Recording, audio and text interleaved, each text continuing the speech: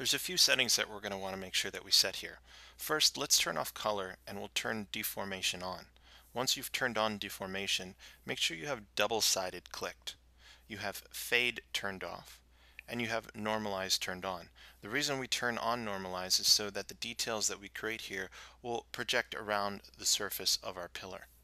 Once we're done setting everything the way we want, we'll click Drop Now. This will drop our model down into a 2.5D state. Now in our tool menu, let's go ahead and select the simple brush. In the stroke palette, we'll select the line stroke, and then we'll choose a nice soft round alpha. We're going to make a few adjustments to our line stroke, so we'll go up to the main menu, click on the stroke palette, and then we'll dock that over on the right hand side. If you have the line stroke selected, you'll notice that you have an option here called spacing. Let's turn that all the way up to 2. What this is going to do is make sure that we have a nice solid line instead of a bunch of little dots. So let's do a test stroke. I'll turn RGB off so that we're not working with any color information. And by holding the Shift key, I'll draw a nice straight line across the surface. Once again, I'm going to press the letter G. This is going to bring up my Projection Master settings. What's great about this is if I don't like any of the settings I set earlier, I can change them now. But in this case, we're happy with all of our settings, so we'll simply click Pick Up Now. Once I do that, it'll take my model out of a 2.5D state and put it back into a full 3D state. So we'll hit Control Z to undo that. I'll hit the letter G to jump back into Projection Master. You'll notice our settings remain the same, and we'll draw another line across the surface.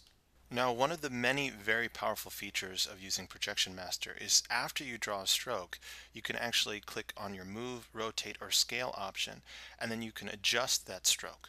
So we can move it across the surface, we can scale its size, we can even change our intensity sliders, our Z add and Z sub options, so that we can have full control over our stroke after we've actually drawn it onto the surface. So we'll draw a few more lines here, again switching between our Z add and Z sub, that way we can push into the surface or pull out, and then adjusting our intensity as we go along.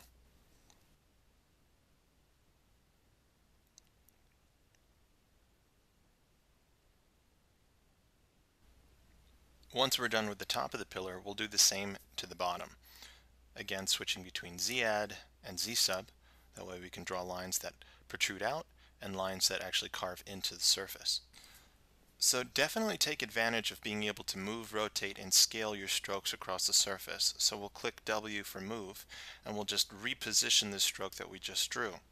Another really powerful feature is the ability to duplicate strokes.